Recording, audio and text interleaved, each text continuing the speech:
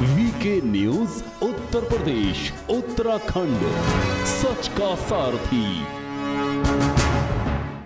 बहाने वो जब भी बनाता है, दिल हमारा हर बार टूट जाता है।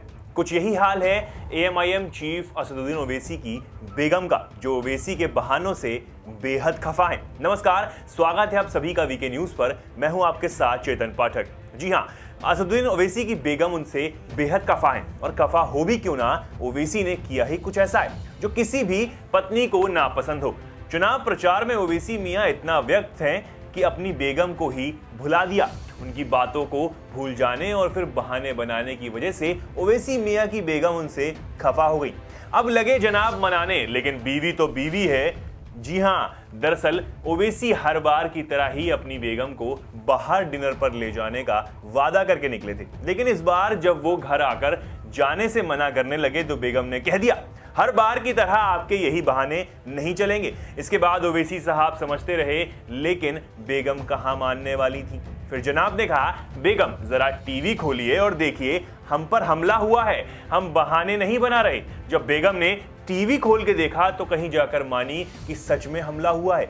जनाब इस बार बहाने नहीं बना रहे। आपको बता दें कि आखिर पूरा वाकया क्या है।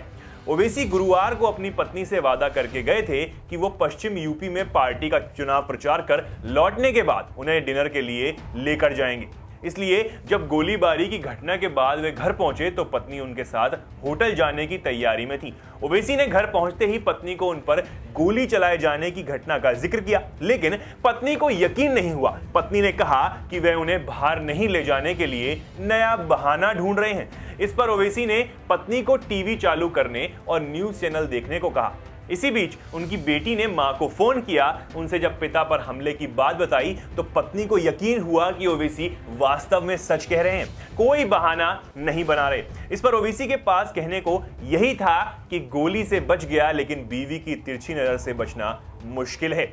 उधर हमले के मामले में 2 लोगों को गिरफ्तार कर जेल भेज दिया गया है। केंद्र सरकार ने ओवैसी को Z श्रेणी की सुरक्षा देने का फैसला किया है। हालांकि वे सुरक्षा लेने से इनकार कर रहे हैं।